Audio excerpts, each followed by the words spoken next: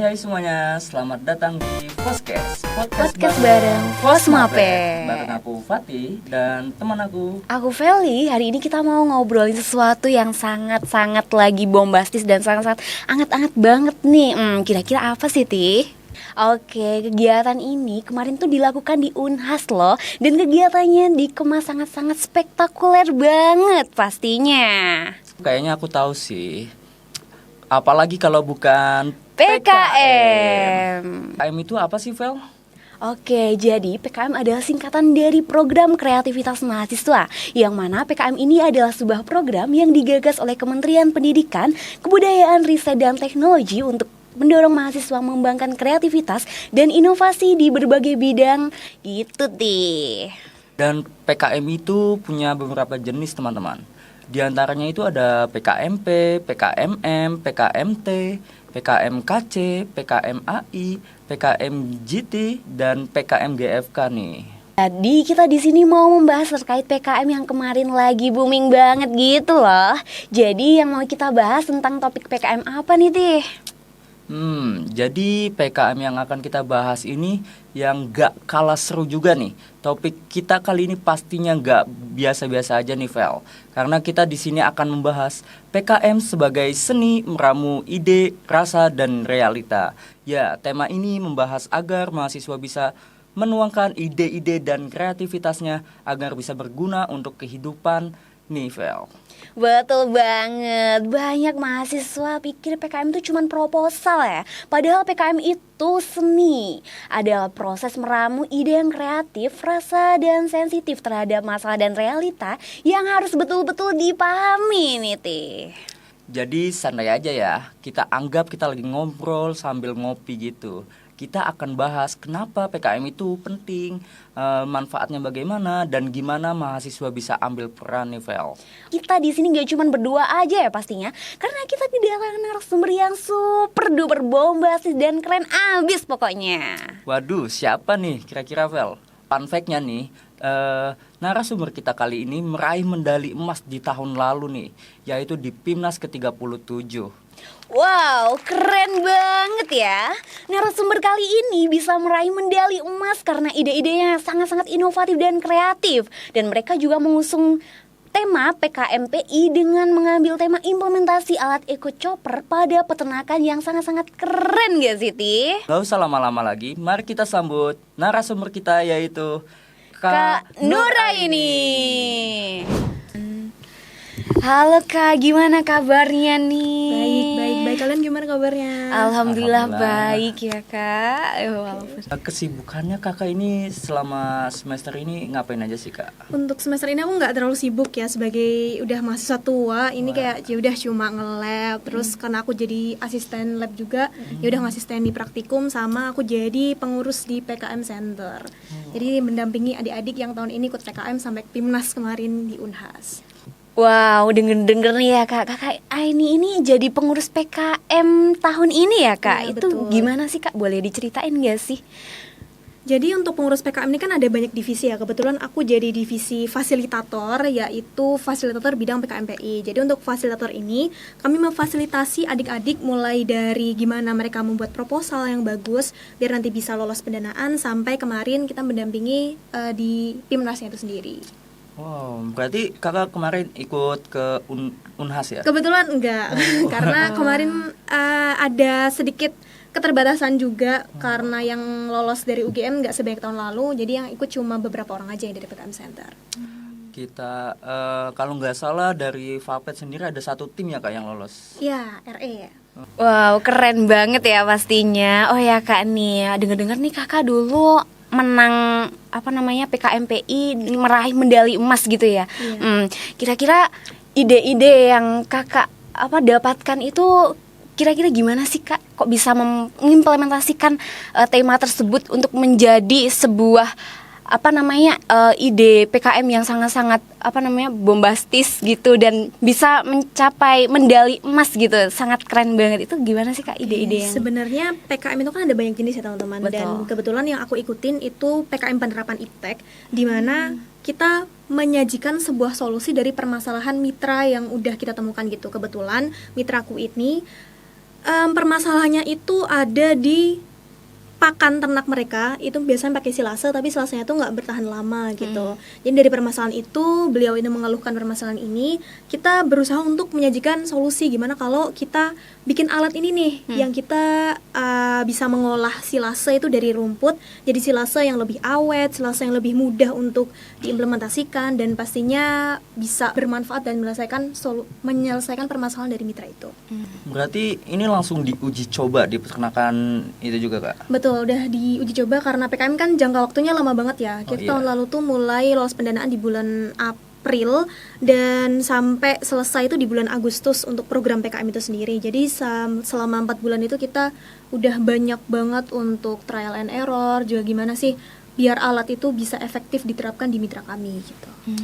Ada nggak sih, Kak, perbedaan silase nih yang menggunakan alat eco chopper sama yang manual? Perbedaannya itu gimana? Pastinya ada ya, karena itu juga salah satu keunggulan dari eco chopper itu sendiri. Kalau yang sebelumnya itu mereka masih bikinnya secara manual, ya tau lah gimana kan anak peternakan bikin silase biasanya kayak diinjek-injek manual gitu, dan pastinya itu agak berbahaya juga, nginjek-injek dari tong gitu kan, rawan jatuh dan lain sebagainya. Terus silasanya pun biasanya nggak yang seawet itu, kayak cuma 3 bulan gitu, biasanya udah agak-agak kurang. Tapi dengan eco chopper ini tahan bisa lebih lama, sampai 4 bulan kemarin kita coba bisa masih oke, dan setelah selesai program itu pun masih dipakai dan silasanya pun masih cukup oke gitu setelah 5 bulan gitu, masih bisa, masih dengan kualitas yang bagus. Wow, keren banget ya. Nah, kira-kira nih kan alat eco chopper ini kan membutuhkan teknisi-teknisi gitu ya, Kak. Betul. Nah, pastinya kan dari tim Kakak ini nggak cuman dari fakultas peternakan gitu ya. Pastinya dari lintas jurusan. Nah, gimana sih, Kak, kira-kira Kakak tuh bisa mendapatkan relasi tersebut gitu dan bisa membondingkan gitu loh antara lintas fakultas untuk bisa meraih tim sukses gitu. Oke, sebenarnya semua tim tuh punya cerita masing-masing. Gimana tim itu bakal terbentuk pun punya cerita masing-masing. Nah, kalau timku sendiri sebenarnya awalnya tuh cukup lucu. Jadi dulu ketua timku itu temen satu gugusku pas PPSMB, pas dulu masih Gamada gitu kan. Terus tuh dia sempat chat berarti di bulan Desember 2023, chat di grup Gamada itu, kayak dulu kan aku ST 14 gitu. Terus kayak ini ada anak Fapet nggak di sini? Kalau misalnya ada, mau minta tolong buat nyariin anak yang public speaking itu oke gitu. Terus kan aku reply kan chat dia itu kayak, tapi aku reply itu nggak langsung di hari itu juga loh, kayak 2 atau 3 hari kemudian gitu, kayak ada chat masuk lain, terus yaudah deh aku coba bantu, siapa tahu ada gitu kan. Dan ternyata dia nyari anak buat PKM, terus aku iseng aja, kenapa nggak aku co-fast juga loh, aku secara public speaking aku lumayan pede loh kalau misalnya kalian minta presentasi gitu kan, aku cukup bisa lah untuk menjalankan peran itu gitu. Terus oh ya udah, kamu minat nggak buat ikut PKM? Akhirnya yaudah, kita di bulan Desember itu pun udah mulai nyoba untuk bikin proposal dan sebagainya. Oke. Ada nggak sih, Kak, tips and trick memilih rekan yang baik nih supaya berjalan dari awal hingga akhir itu supaya bisa meraih medali seperti Kakak nih? Oke, untuk tips and triknya sebenarnya ini tergantung kebutuhan tim teman-teman juga ya. Karena tiap bidang PKM itu kan punya komposisi masing-masing. Kayak misal untuk PI sendiri, memang kita perlu anak-anak teknik dan anak-anak yang paham di bidang yang diusung itu. Misal kalau ngusungnya di bidang peternakan harus ada anak peternakannya. Kalau mungkin di PKMK ini yang mereka memang menyusunnya lebih ke kayak kewirausahaan, nanti harus ada anak ekonomi atau anak bisnisnya. Kemudian untuk anak-anak PM itu juga yang pengabdian masyarakat, itu akan banyak orang-orang yang emang lebih sering terjun ke lapangan gitu. Jadi lebih disesuaikan terhadap kebutuhan tim teman-teman.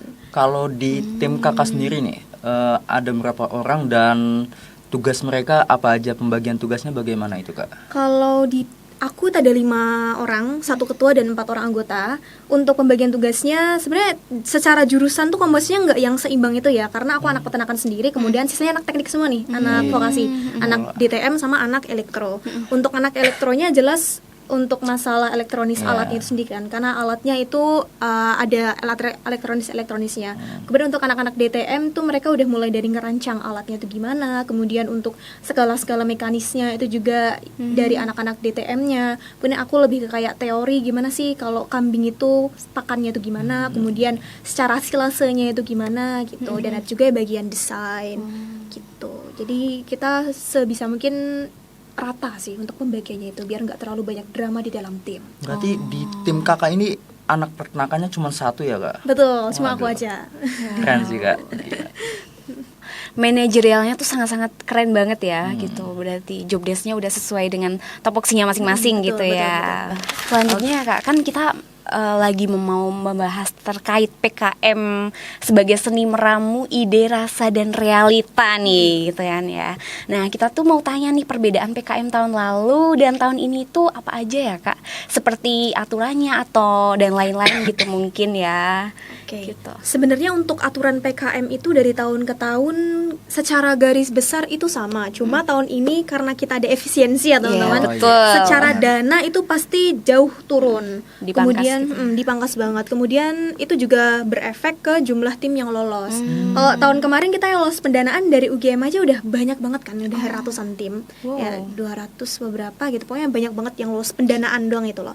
Tapi tahun ini bahkan yang lolos pendanaan itu cuma 56 atau 54. Itu dari situ udah jauh banget. Tapi secara aturan, secara umumnya itu masih sama sih. Kayak ada class assessment untuk berapa maksimal mengirim proposalnya, itu masih sama seperti tahun-tahun sebelumnya. Berarti sangat berpengaruh banget ya kak? Betul, sangat berpengaruh. Kalau masalah duit ini ya, Iya sangat sih. berpengaruh ke PKM. Betul Iya. banget sih ya. Nah, ini kan tadi sempat disinggung nih, ada apa namanya pendanaan proposal tuh. Kira-kira tuh alurnya yang pasti itu gimana dan apa namanya tips and trick untuk menghadapi setiap alurnya tuh gimana sih Kak biar bisa lolos pendanaan, terus Betul banget, cara Kak. apa namanya menyusun proposal yang baik dan benar gitu pastinya, dan presentasi yang baik dan benar, dan cara memilih apa namanya dosen pembimbing kayak gitu tuh gimana sih Kak? Sebenarnya tahap pertama kali banget ketika teman-teman ingin ikut PKM adalah menemukan tim kan. Nah, untuk menemukan tim yang tepat, kalian lebih ke cari tahu dulu sebenarnya kalian tuh pengen ikut PKM apa. Lebih mengarah kemana, karena tiap-tiap PKM punya penilaian sendiri-sendiri, punya ciri khasnya masing-masing. Itu dicari, dan nanti kalau udah ketemu tim yang oke berdasarkan proporsi tiap-tiap bidang itu, silakan untuk bisa mencari dosen pembimbing. Nah, dosen pembimbing itu juga disesuaikan dengan bidang PKM-nya masing-masing. Kalau misal nih, kalau dari peternakan ini yang sering jadi dosen pembimbing itu ada Pak Miftah, kemudian Pak Sofi gitu-gitu. Nah, kalau Pak Miftah ini lebih expertnya ke PM, kemudian PI. Jadi kalau misalnya teman-teman ini mau ke bidang PKM-nya, misalnya PKM apa RSH gitu, yang riset sosial humaniora, jangan nyari Pak Miftah karena itu bukan expertnya. Jadi kalau mau nyari dosen pembimbing PKM, itu pilihlah yang benar-benar expert di bidang PKM-nya masing-masing. Kemudian setelah nemu dosen pembimbing nih, kan teman-teman mulai bikin proposal. Proposal itu kami dari PKM Center itu sudah menyediakan template. Jadi silakan teman-teman tuh ikuti template itu. Kalau teman-teman malas untuk membaca buku panduan, karena sebenarnya di buku panduan kan udah ada semuanya. Yeah. Kita mempermudah teman-teman nih dengan menyediakan template, ikuti template itu. Dan ya udah dibikin aja sesuai template itu. Karena secara sistematika UGM tuh biasanya dapat skor paling tinggi dibandingkan univ-univ lain. Baik itu sistematika proposal, sistematika laporan kemajuan, laporan akhir tuh kita dapat skor yang sangat tinggi gitu loh. Ketaatannya terhadap buku panduan. Jadi silahkan untuk ikuti itu. Dan ketika menyusun proposal pun teman-teman pasti akan mencari ide-ide itu kan. Untuk ide-ide itu carilah di sekitar teman-teman, karena PKM itu kan menyelesaikan berbagai masalah yang ada di sekitar kita kan. Maksudnya based on permasalahan-permasalahan di sekitar kita. Yaudah cari itu, gali itu. Kalau bisa dari sekarang ini nih. Jadi teman-teman bisa mempersiapkan untuk PKM tahun depan. Jadi cari dari sekarang dan mulai cari-cari ide. Kemudian setelah proposal itu kita masukkan ke Simbel Mawa, udah lolos internal UGM, udah lolos Simbel Mawa, baru kan lolos pendanaan.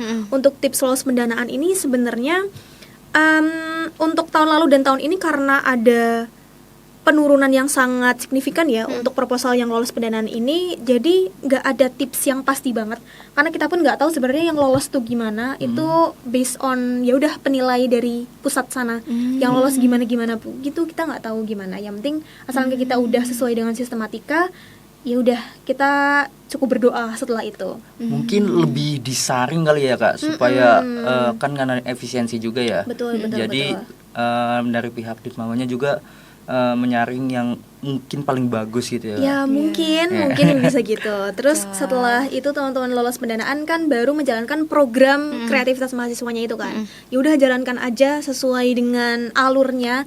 Teman-teman biasanya dari PKM Center pun akan mengingatkan pasti akan ada monitoring evaluasi, ikuti semua kegiatan-kegiatan itu.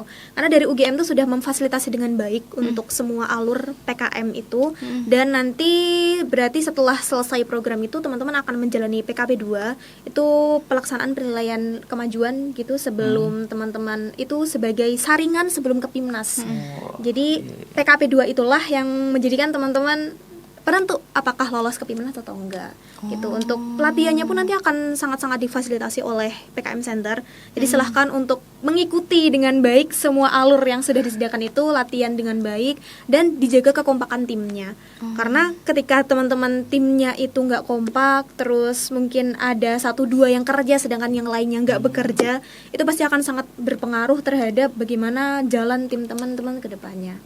Berarti pemilihan tim itu sangat krusial banget ya Kak? Iya, sebenarnya iya. Tapi kalaupun di tengah-tengah itu ada sesuatu yang agak kurang sesuai gitu misalnya ya, kayak teman-teman mungkin di tengah-tengah timnya ada yang kayak timku misal nih, ada yang tiba-tiba magang ke Semarang, terus karena di semester 4 itu kan kesibukannya sangat banyak ya teman-teman kebetulan. Nah, itu pun kebetulan anggota timku pun semuanya sibuk kayak jadi koor-koor di Porsnigama lah, Gelex lah, aku pun jadi subkoordinator di Kovas, PPSMB lah gitu. Terus ada yang ikut lomba ini itu, di manage aja sebaik mungkin, dikomunikasikan karena ketika teman-teman udah dapet tim, seoke apapun timnya, kalau komunikasinya jelek itu nggak akan jadi. Jadi silahkan untuk berkomunikasi sebaik mungkin, baik dengan sesama anggota tim maupun dengan dosen. Oke, berarti kerja sama tim dari KAIN itu sangat-sangat bagus banget ya. Alhamdulillah dapetnya yang Keren timnya bagus banget gitu. ya gitu ya. Nah, di tengah hiruk pikuk nih ya, kan tadi Kak ini tuh menyebutkan bahwasanya pada sibuk nih jadi koor, terus juga sibuk akademik pastinya kan, gitu, laprak banyak banget kan. Nah, itu tuh kira-kira kalau Kak ini tuh cara membagi waktu antara akademik dan kegiatan-kegiatan lain dan pastinya juga berfokus pada PKM itu gimana sih Kak tips and triknya gitu? Kalau untuk pembagian waktu sendiri sebenarnya aku bukan tipe orang yang sangat bagus dalam manajemen waktunya. Yang penting itu semuanya selesai aja sih teman-teman. Kalau bisa disusun aja, maksudnya dicatat aja kegiatan-kegiatan yang teman-teman ikutin gitu ya. Kalau aku biasanya cukup mencatat di Google Calendar. Kayak misal kegiatanku di minggu ini aku catat semua nih kayak apa gitu. Tiap ada rapat-rapat pun aku catat semuanya. Jadi itu membantu teman-teman untuk lebih bisa mengatur ini skala prioritasku yang mana dulu gitu. Dan semua deadline-deadline itu perlu teman-teman catat. Itu sih yang penting. Kalau misal teman-teman udah tahu semua list-listannya, itu akan sangat-sangat mempermudah bagaimana penyelesaiannya yang mana dulu yang harus diselesaikan gitu. Oke, berarti emang benar-benar patut dicontoh banget ya. Banget nih. Managerial time-nya tuh sangat-sangat keren banget pokoknya.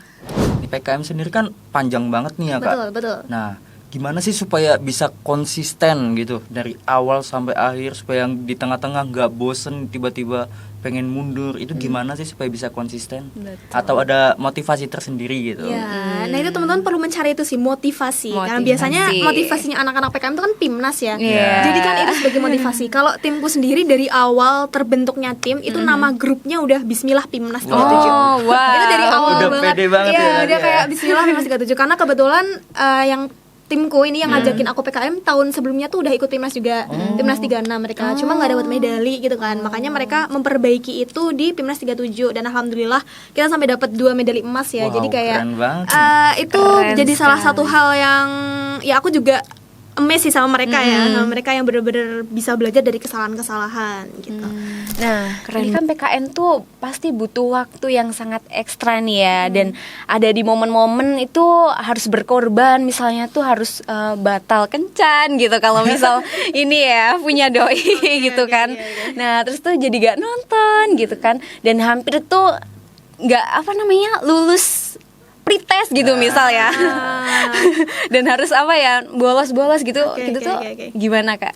Sebenarnya itu tergantung manajemen timnya masing-masing ya, karena kebetulan anggota timku udah punya cewek cowok semua gitu ya, dan mereka tetap ya udah kita habis kumpul gitu, misal kita habis ngerjain proposal, terus kita habis survei ke mitra untuk ngerjain alatnya, habis itu kayak pulangnya bentar ya, gue habis ini mau Jalan kencan dulu dulu, gitu. jalan dulu sama cewek gue, jadi udah kalian pulang dulu aja.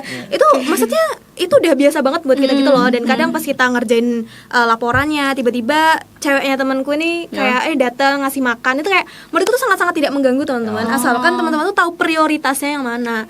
Kalau misalnya udah selesai dengan urusan yang penting, ya udah silahkan teman-teman kerjakan itu. Dan akademik pun kayak gitu, kayak kalau misalnya ini aku kan di semester 5 udah mulai ngasisteni kan, ya mereka tuh paham juga loh kalau misal di jam 3 sampai jam setengah 6 tuh aku ngasisteni. Mereka nggak akan mengganggu aku dengan itu, yang penting bilang dulu, aku ini ngasistenin ya, kalau misalnya kalian ada konsolidasi atau apa, ada mau ketemu dosen gitu, abis itu tolong, atau di hari besok ketika aku nggak ngasisteni, ketika aku nggak praktikum. Dan mereka paham itu, dan ketika mereka nggak bisa pun aku paham itu. Jadi ya udah, asalkan dikomunikasikan tuh semuanya bisa selesai. Berarti ini tuh lebih kesadaran diri masing-masing ya Kak? Betul. Dan komunikasi sih itu, kompromi teman-teman dengan timnya itu harus dipertahankan dengan baik. Bener sekali sih. Aku mau nanya nih Kak, pernah nggak sih kayak ada drama gitu sesama anggota tim nih, kayak berantem gitu. Nah, terus gimana supaya mereka tuh baikan lagi dan PKM itu tetap jalan sampai akhir gitu. Betul. Drama, setiap tim pasti punya dramanya masing-masing ya.